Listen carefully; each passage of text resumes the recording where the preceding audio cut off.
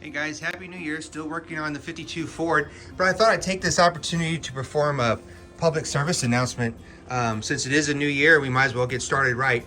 I was made aware of something, well, for many years now, but I thought I'd just go over it really quick.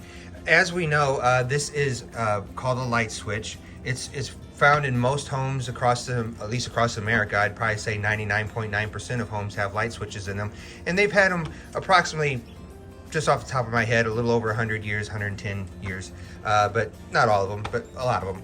So anyway, so for those of you who don't know, and it's probably about 50% of the population that I've discovered through my scientific research that don't quite understand how this works. So as we know, this is a light switch.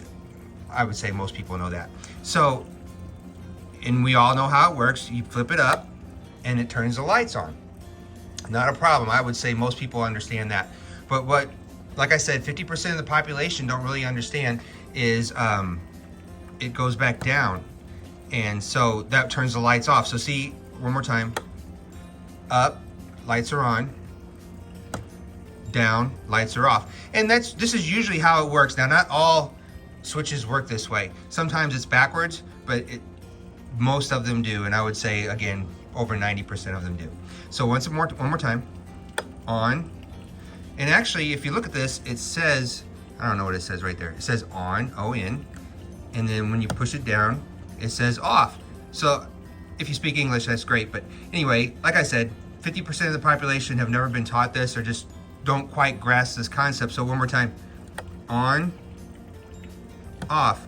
And you know, since we're on the topic, I'll just take one more moment here. Since we're on the topic of mansplaining, this is a term, I don't know if any of you know this or not, but it's a term used by a certain group of people to explain how, well, basically a name for a man, usually a man, I would assume a man since it's in the name, explaining something in usually great detail to a member of the population known as a woman.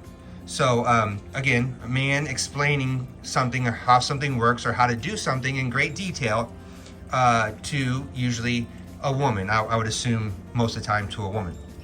And that got me thinking, you know, the term mansplaining, and I would thought, I mean, I'm just a guy from the Midwest, I don't really understand everything, but I thought that if instead of calling it mansplaining, wouldn't it be more appropriate to call it womansplaining, since you are explaining to a woman? You know, you are always usually explaining something to a woman because, you know, probably most men would understand a concept like this. I would not say simple, you know, it's obviously not simple if 50% of the population doesn't understand it. But anyway, I just thought, you know, maybe it's more appropriate to call it womansplaining because you are explaining it to a woman or someone like a woman, basically. So if you guys have any questions on this, just let me know. I'd be totally happy to go over it one more time for you. Well, let's do that one more time.